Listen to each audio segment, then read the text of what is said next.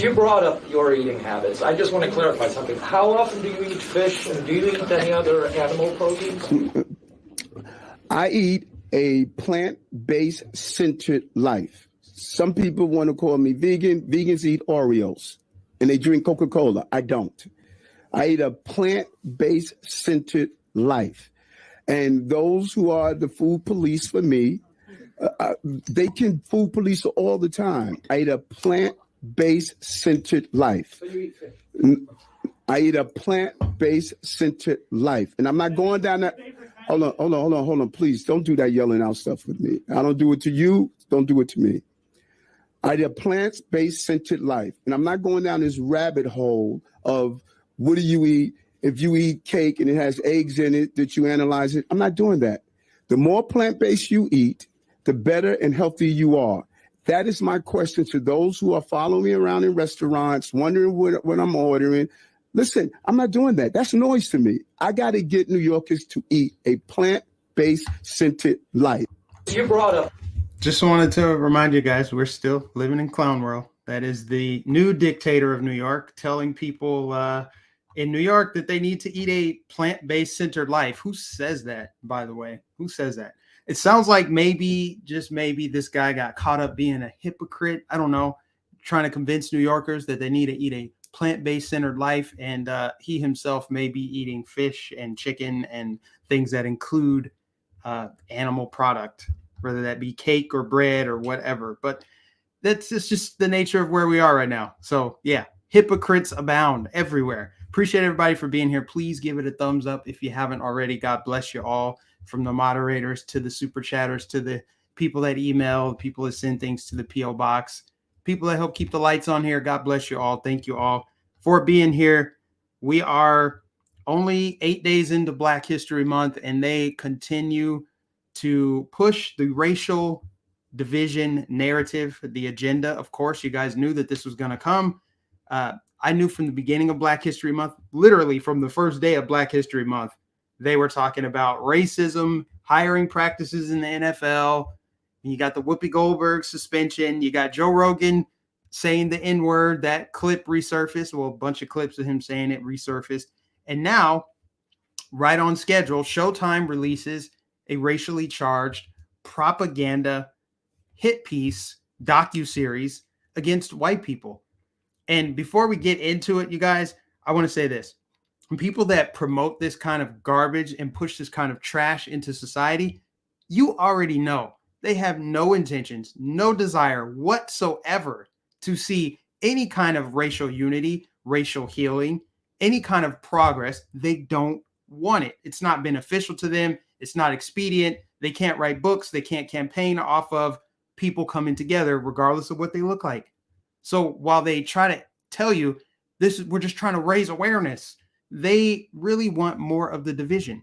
And the people pushing this, the only thing that they hate more than white people are people who are not white, who say, hey, you know that's wrong, right? You know it's wrong to target people, make sweeping judgments based on the color of their skin. Even if you feel like they did it or their forefathers did it, you don't respond by doing the same thing, moron. That's what people who promote that kind of stuff think is, well, we got to fight fire with fire. Our fire needs to burn harder than theirs does. And that's what they're doing. So without further ado, I'll probably get this channel striked. I don't know. I may not get a strike, but I'll get a copyright claim for playing this trailer. But I really don't care. We're going to play it anyway. So let's get into it. This is a docuseries coming out in the middle of Black History Month called Every Little Thing or Everything's Gonna Be All White. I was thinking Bob Marley, right? So they even took Bob Marley's play on words there. Everything's Gonna Be All White. It premieres this week on the 11th. So in the middle of Black History Month, they're stoking racial division. They don't want people to think about the great accomplishments and achievements that Black Americans have made. They want Black people and everybody really who's not white focused on their hatred for white people. So if you haven't seen it yet, here it is. I think what annoys me most most about white people is when they pretend like they're the victim. So right off the bat, you know, crying, mocking people, making statements about an entire race of people, which, you know, I will get called racial names. You know, people who are naysayers, they'll call me names and say, look at the Uncle Tom Coon defending white people. It's so bad. See, they put their racism on full display when they're combating what you have to say. So right off the bat, just something insensitive, something that's not designed to be constructive, but just target an entire race of people.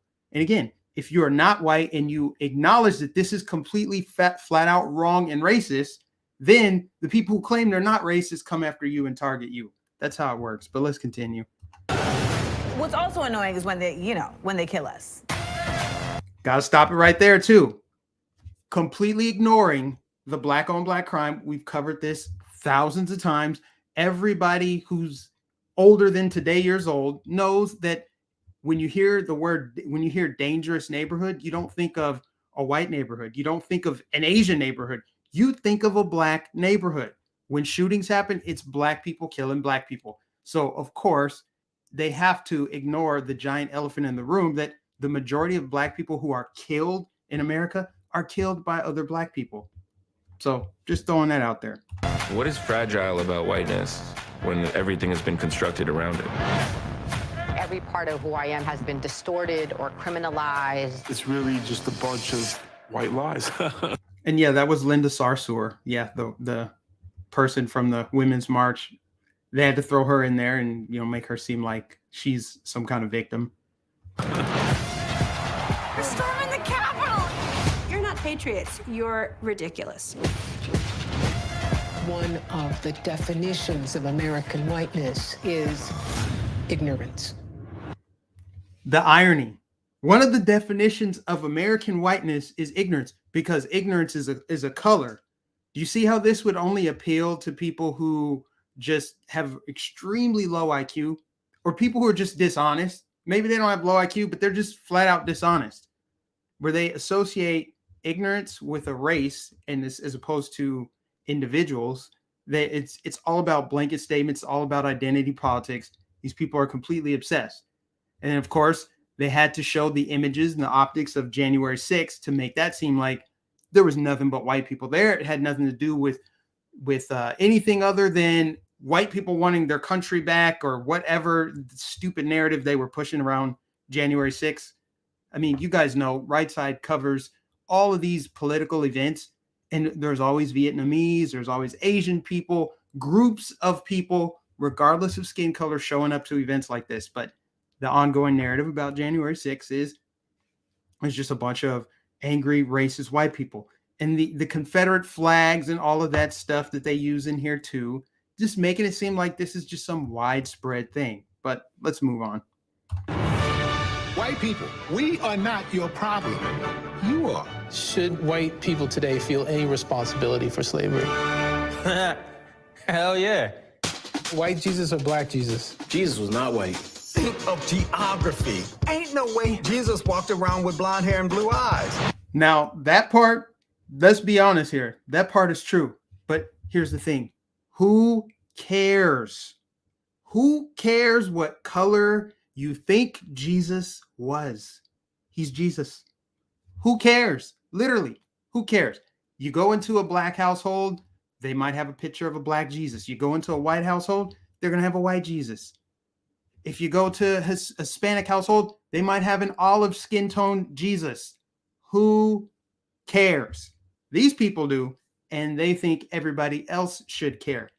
Like I said, there's nothing weirder than somebody who is racially obsessed. These identitarians make me sick. White culture fears the end of the world. For us as Native people, the end of the world already happened like multiple times.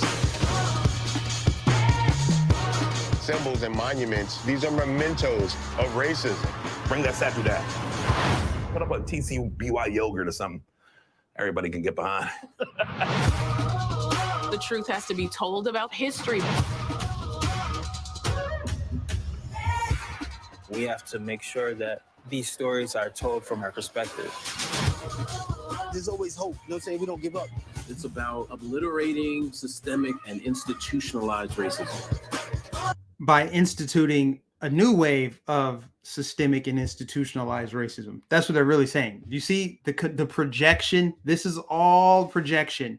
The best way to end racism is to target a whole group of people and be racist and discriminate against them.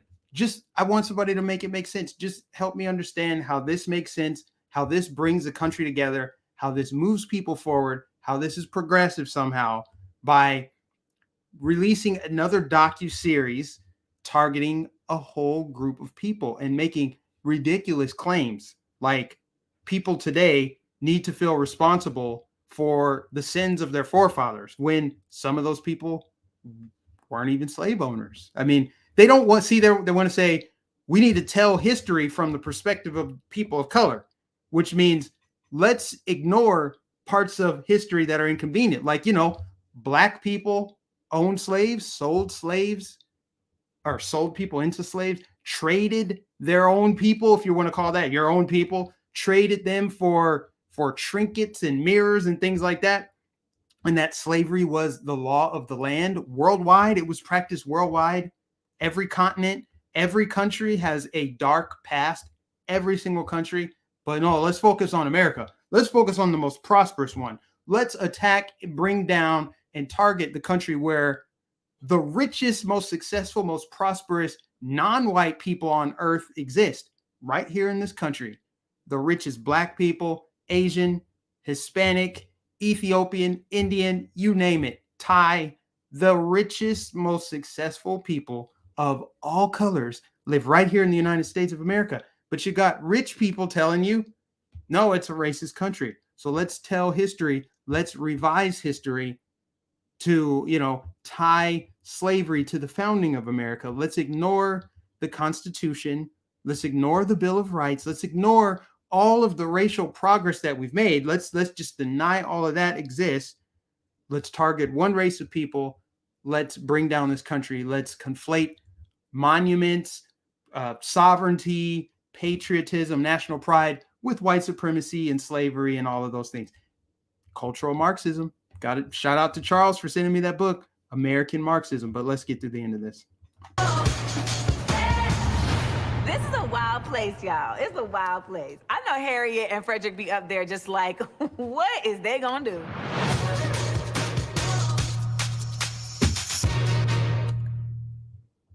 Yes, racial healing, guys. Racial healing. Now, some of the people involved in this, I did some research in there. You've got some usual suspects. You got Ibram X. Kendi, who's the guy who promotes I think he's behind critical race theory.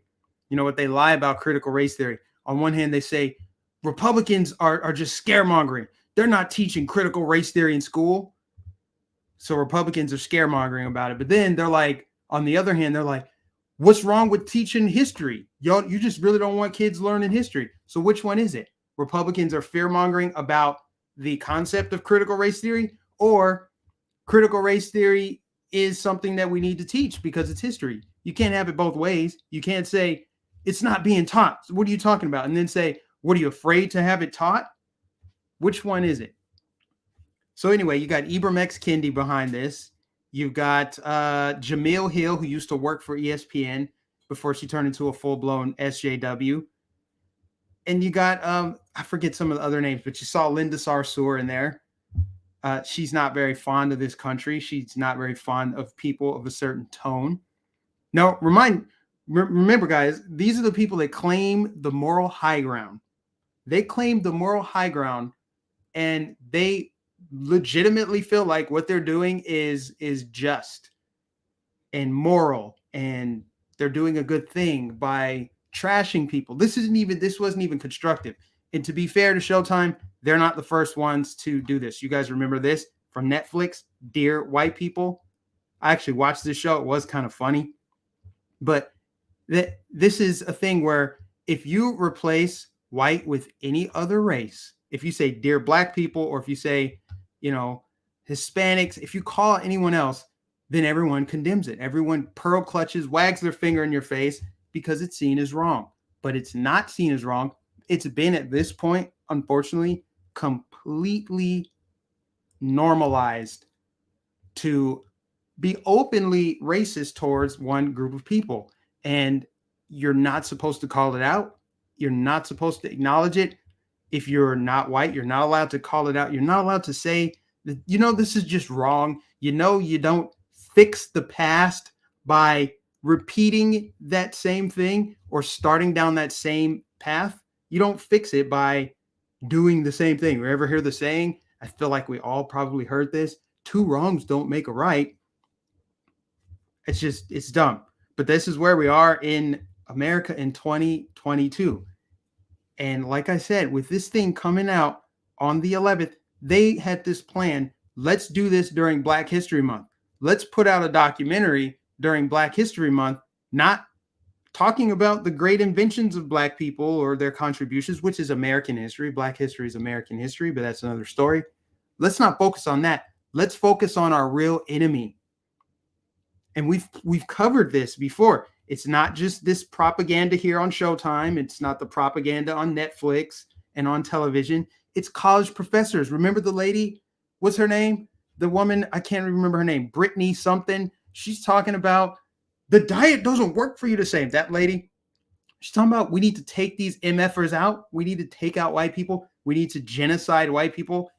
And I just want to know, who are the non-white people in America who are like, yeah, I think that's a good idea. I think that's how we heal. I think that's how we get to equity, is we need to confiscate wealth, resources, and maybe just genocide an entire group of people who we feel wronged us, even though those people, nobody alive today owned slaves. Some of us don't descend from slaves. Let's ignore any of those details that are inconvenient to our agenda, to our narrative. Let's just get on board with this. Who supports that? I just want to know. I see super chats coming in. I appreciate everybody for super chatting. I'm going to take a break and get to Zen Master. Thank you for the super chat. And I think I got another one from, 2 from Zen Master. Appreciate you. Thank you so much. You guys, this is just, it's despicable. It is evil. It's just evil. You got to call it what it is. It's evil. Racism will never go away so long as these people have something to say about it. So long as they have something to say about it, and it's these college professors talking about that. You've heard, I got videos. What I'm probably going to do is just put together a little compilation of the videos so it can be out there so people know. You've got people from celebrities. You got Nick Cannon. You got college professors. You've got people laughing about the white birth rate declining. You got people talking about taking white people out. Of course, you've got the racially charged attacks against white people, just like they were attacking Asians. Remember the whole stop Asian hate. We must stop Asian hate. And then when you Google Asian hate crime suspects, all of the people doing it were Black. That Stop Asian Hate campaign was dropped like a bad habit. They just dropped it overnight. Oh, well, that doesn't work anymore. But you see what I'm saying? It's this kind of rhetoric. It's this kind of propaganda. It's the normalization of this kind of outlook. This is what is driving more racial division. And doing it during Black History Month is just making a mockery of everyone. And of course, I could say something else about Black History Month, but I won't say it. I just feel like it should be ingrained in American history because that's what it is. But if we continue to compartmentalize and section people off, it's always going to be this way. That's why I say, if you were to wave a magic wand in all racism today, the people would find something else to complain about. They would create more racism because they need to have a perpetual power struggle. It's a perpetual power struggle. But the end game is obviously some kind of genocide. I mean, if you look throughout history, and this kind of path doesn't end well,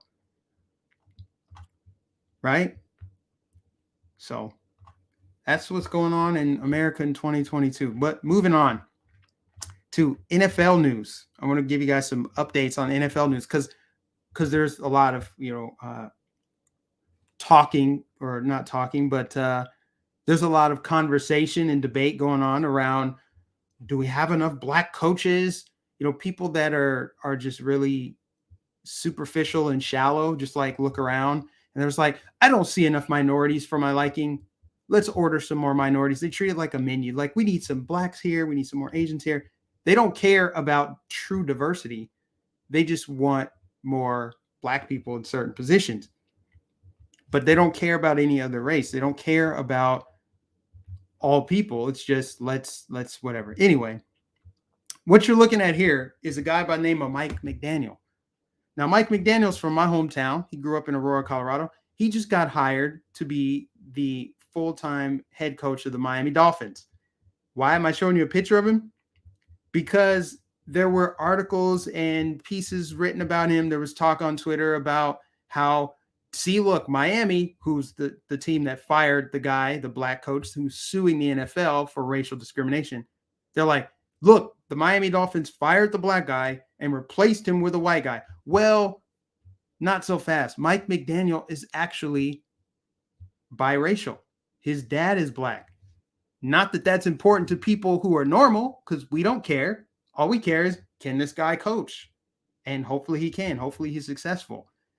But the fact that they're so shallow, they look at this guy, and then the blacker than thou complex comes up. Like, well, is he really black? You know, it's disgusting, you guys. So he's a biracial man that got hired for the Miami Dolphins, and now they're looking at around like, well, there's not enough black coaches. The Houston Texans also just hired a black coach by the name of Lovie Smith. Used to coach the Chicago Bears. And there's talk being made about that. Like, this is the Brian Flores effect, because Brian Flores decided to sue the NFL. They were guilted into hiring minority candidates. And then, of course, people have to leave out the inconvenient truth. The inconvenient truth about the Brian Flores situation in Miami is he was fired by a black general manager. This is something I brought up last week. Everybody's all butthurt. There's not enough black head coaches, but there's more black GMs and executives and front office people than there are coaches. So why wouldn't you see as many coaches as you do executives? By the way, the executive positions, if it were just me personally, I'd rather have one of those than a head coach position. See, they don't care about that. They care about what is optically pleasing. They care about the optics. And what are the optics? Who do you see on Sundays? You see the players, you see the coaches. You don't see the people behind the scenes, even though the people behind the scenes are the ones making it all come to life. They're the ones that make the most money. But see, they don't care about that. They're just like, well, we need to see this so that we feel better. We need to see more people of color so that we feel better. We don't care about racial healing or equity. We just care about how it makes us feel. So props to Mike McDaniel. I hope that he is successful in Miami. I think that this is disgusting that people would even target him or question his race. Who cares? Imagine caring that this guy is biracial and just so happens to be coaching the Miami Dolphins, but he's not black enough. That's where we are. You guys, from the guy who's occupying the White House saying he's going to appoint a Supreme Court justice. Pretty important role right there. Lifetime appointment. He's going to appoint that person because of the way they look and the gender that they are. That is where we are. Now, I've talked about that enough. I want to get to something else here. I want to talk about the no-knock warrant situation in our country. So I just found out about this yesterday. There was a no-knock warrant executed in Minneapolis, and unfortunately, a young man lost his life.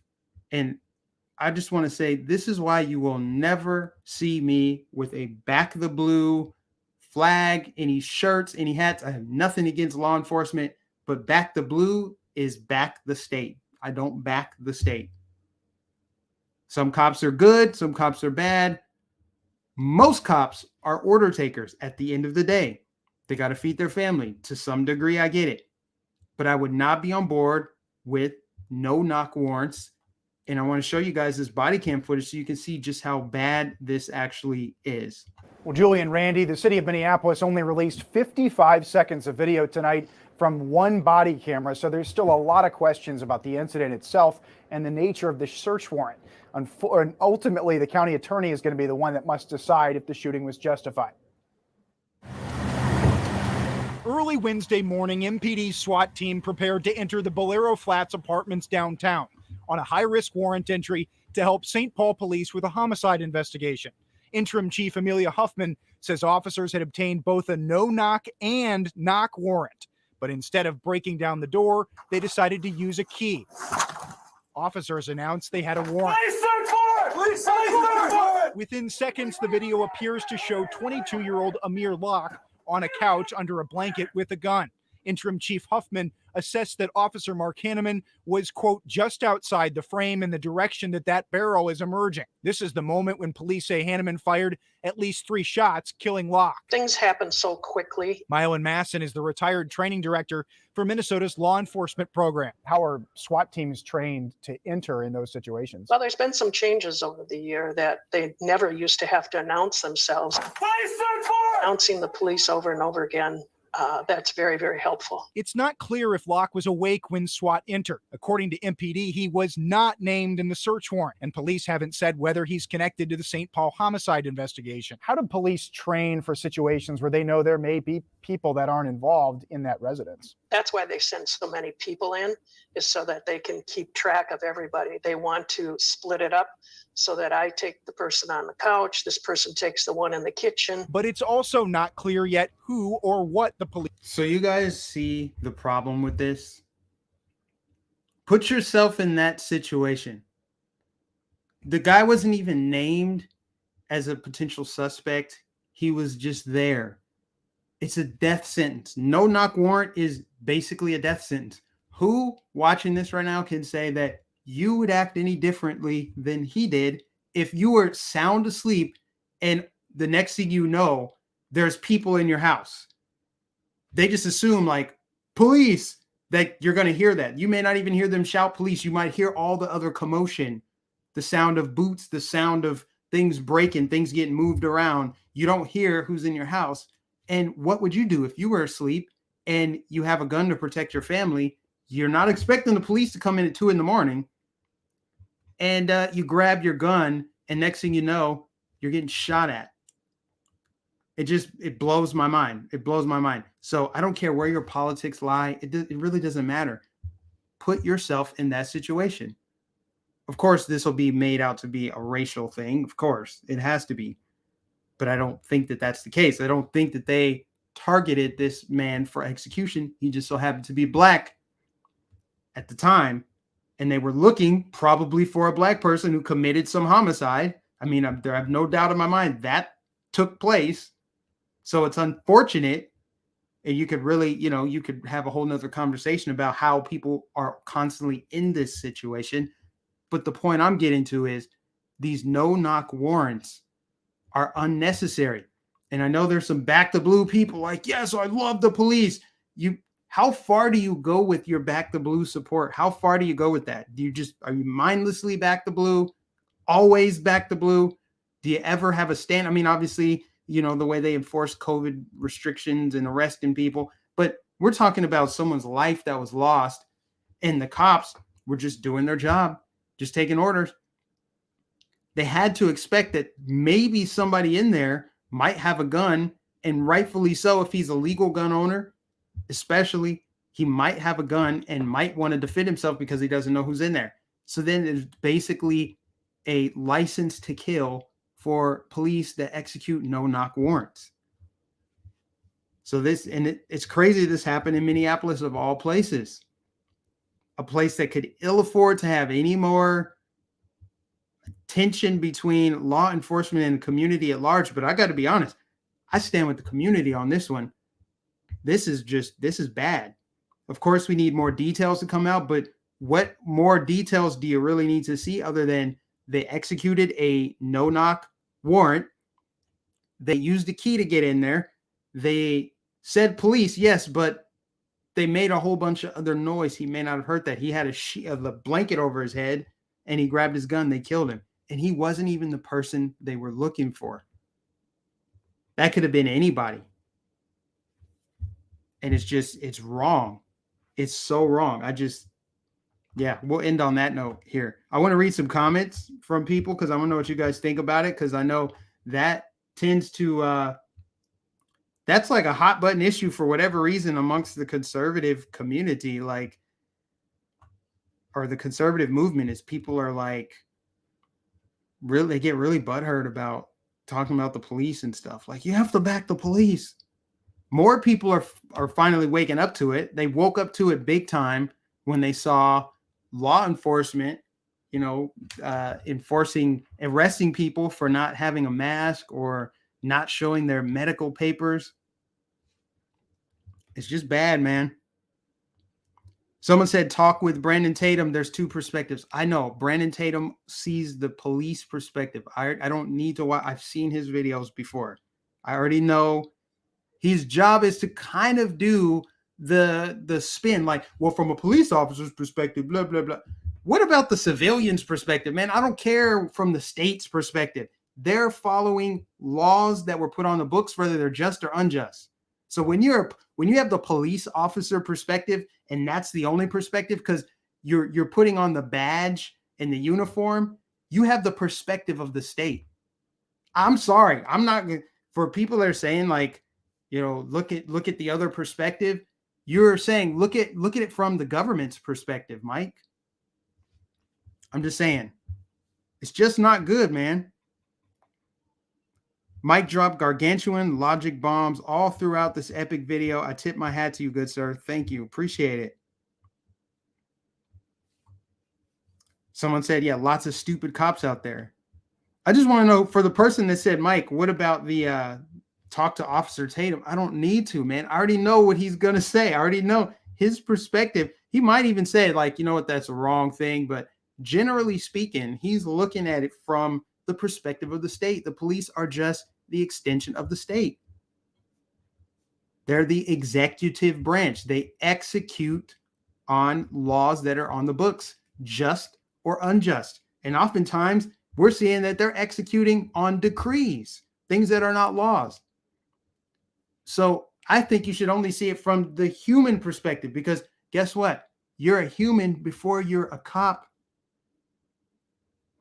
I'm just saying. How could you not see it that way? Someone said, search warrant doesn't mean you bust in like SWAT. I have a cousin who's a detective and a member of SWAT. He'll tell you this BS. This is BS. Yeah, it's garbage, man. How would you handle the situation, Mike? I can't tell you how I'd handle the situation because I wouldn't be in that situation. I wouldn't be a cop for that reason, for many reasons. I've talked about this plenty of times before. Some of you are I know Brandon Tatum's an ex-cop. I know that. Some of you are so back the blue that if they came for you, let's say, for example, guns are outlawed. Guess who's coming to get your guns? How would you handle it then? If you're on board with it, like, yes, cops can do no wrong. They're good. There's bad apples, but generally speaking, they're there to do whatever. What if they're coming to arrest you because you didn't comply with your state or local officials' unconstitutional, unjust law or mandate? How would you feel then? That's what I want to know. Yeah, man, it's wild. I'm just saying, at some point you have to look and say, like, wait a minute, I can't be on board with that. So I couldn't even speak from that perspective because, I use the example of like people possessing a plant called marijuana. They don't do anything else. They just grow a plant that the government decided is illegal. You can't have that. You can't have that plant that grows from the earth. So if you have that plant that I said you can't have, I'll send men to your door and they'll take you to jail. Even if you didn't commit any crimes, you just grow the plant and you like to consume that plant in many ways. That's why I couldn't be a cop. If the cop's like, hey, we need you to go to arrest that law-abiding, tax-paying citizen for possessing a plant in their yard. They're not selling it. They're not getting kids hooked on it. They like it for themselves. Maybe they have anxiety. Maybe they have pain in their back. Maybe there's whatever reason. They don't need to have a reason to have the plant that God created. It grows from the earth. That's one example, just one example of why I would be a terrible cop. I couldn't do it.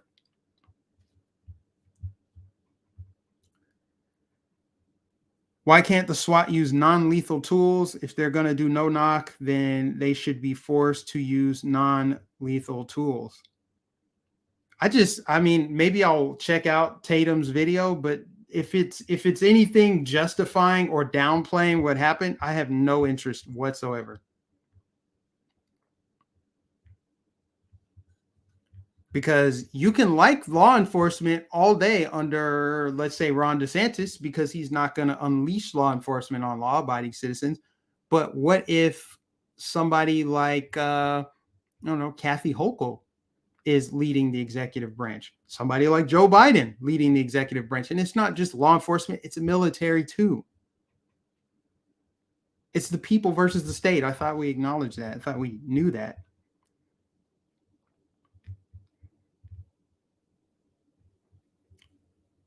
How can we unite with the mentally ill left?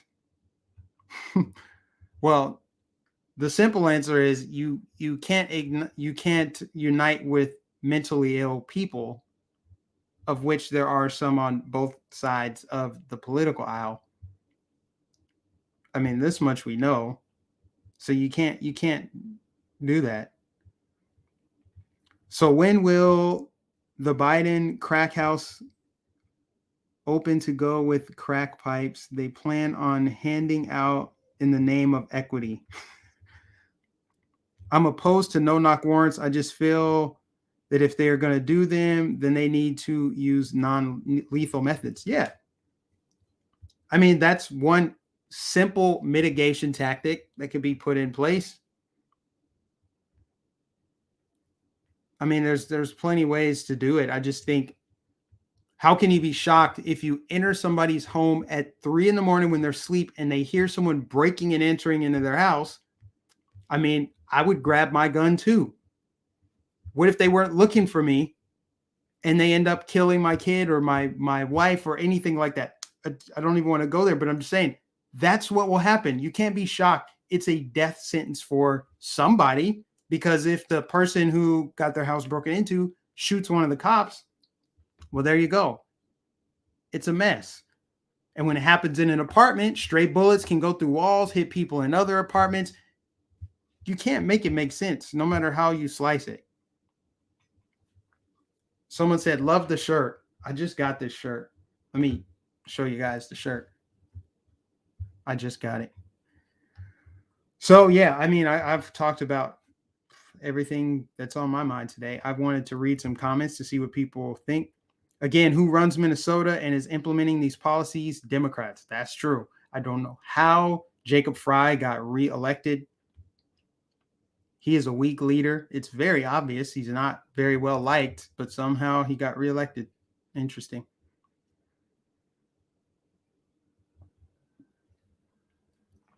But you guys know this is where we are, and I can only really tell you that this is going to intensify. This is going to intensify. Wait until the summer. There's going to be chaos. There just is. It's an election year. There's a lot at stake. People are going to be out and about. There's going to be more situations to stoke the flames of racial tension, of animosity between the people and law enforcement, specifically Black people. There's going to be more pandering. It's going to get weird. It's going to get cringe. Don't say I didn't warn you. It's coming. But yeah, I think I've covered everything that I want to say today. So yeah, keeping it short today because we got an appointment to get to here shortly. Someone said, I can feel the frustration in your voice, Mike. America under the leadership of Joe Biden is very depressing. It's all very depressing. Yes, you're right. You're right. it weighs on your spirit. That's why I've had to take several breaks from doing it. I feel like God is leading me in a different direction right now. That's for sure. Will they scratch the door of the SCOTUS again? No, I don't think there's any planned conservative protests or cornering senators to tell them not to confirm Biden's inevitable black woman pick. There's not. There's no plans of that.